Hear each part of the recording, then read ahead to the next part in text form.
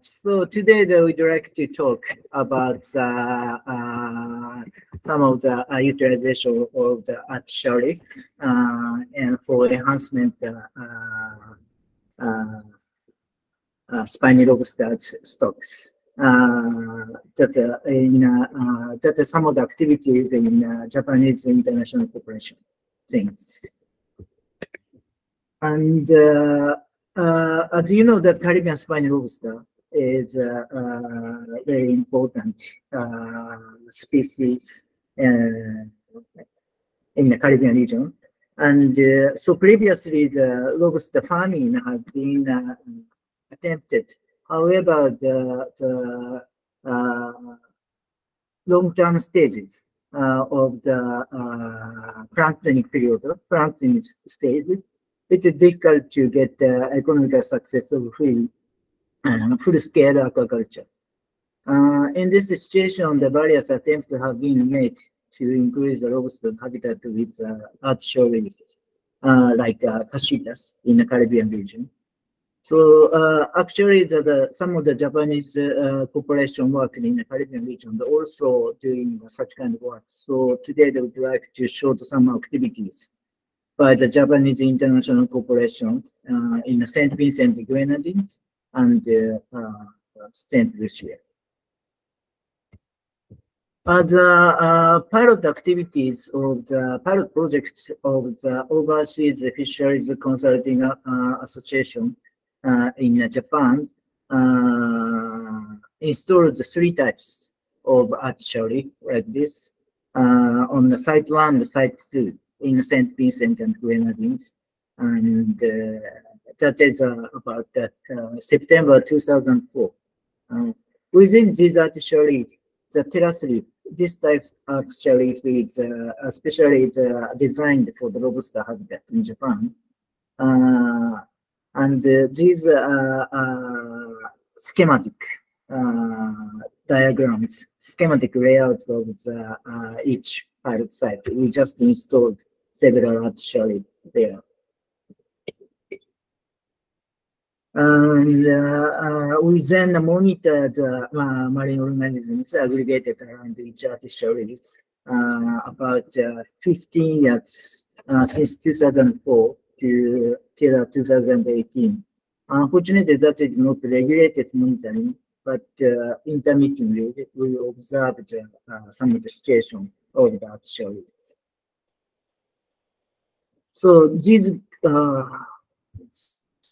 these graphs that are showing some of the results, and these 2 above the graph that showing some of the total number of lobsters about observed in Site 1 and Site 2, and in target artificial reef site and control site. The number of lobsters increased over time in both of Site 1 and Site 2, and actually after 10 years later from the installation of the artificial reef, we could observe more than 50 individuals on the reef. Actually, in the Site 2 areas, most of the aggregating lobster is about Panurus argus, the Caribbean spiny lobsters. But in Site 1, we also found several of the Panurus guttatus, spotted spiny lobsters. And actually, both of the sites that we observed only few individuals in the control site. It's naturally. We then compare the number of the lobsters gathered on terrace reef and other reefs. And at Site 1, there was no clear difference, but Site 2, the number of the lobsters gathered towards terrace reef. So maybe these results suggest that the installation of artificial reef, especially with proper design MMA, designed artificial reef in MMA or NPA, is the positive effect for the increasing habitat of the lobster. That is several report has already produced, especially about the cashita, and there are some of the arguments Actually, but anyway, we have to say that such artificial reef is usually very heavy and need very heavy equipment for installation, like salvage barge. So then next is now we are doing some of the activities of the JICA Coast Fish project in St. Lucia, the pilot, as a part of pilot project of the project, and we just try to develop the new artificial reef with the local fisher folks. One of the thema is that development artificial reef is some of the how to make artificial reef as little cost as possible. So we made some of the frame by the reinforcing iron bar or PVC pipe and transported it to the target area by the small boat without board engine. And after installation, we dropped some of the batch of the conch shells or concrete blocks there, and divers put them in the frames and made artificial reef like this. And also we put it in some of the artificial seaweed about just aggregating some of the juvenile lobsters, because we just hope that such kind of shells to becoming some very good nursery ground for the juvenile lobsters. And this is the site of St. Lucia, site 1, site 2. And site 1, this is a schematic diagram of the artificial reef in there. So we observe that. And site 2, especially that is a very good fishing ground, and also some of the very good habitat for the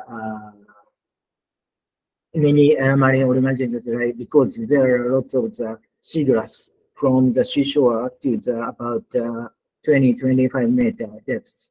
And after that, there are some of the fine sandy bottoms. So we installed the artificial reef around here. There's some kind of the sandy bottom above the sandy bottom around 28 to the 30 meters. And this is the result of the St. Lucia, and actually that we could aggregate several juvenile lobster, but also in the time series that we just aggregated the many adult lobsters also aggregated. And this is some of the result of the juvenile lobsters aggregated around seaweed, artificial seaweed. So that's the average size about 2 to 3 centimeters in total range. So it's very good to aggregate some of the juvenile lobsters. So as a discussion or conclusion, actually the installation of the well-designed artificial within MMA is expected to protect the lobster stocks from the overexploitation. And the conch shell reef used in St. Lucia will be suitable for project with limited budget. And the result of the artificial seaweed, so there's the idea of combination of conch shell reefs, like I mentioned, and the seamless farming would be effective for producing the new habitat for juvenile lobster. And finally, it might be useful for the establishing lobster nursery ground to deploy the artificial reefs besides the seagrass bed, and to set up that places as an MMA or MP.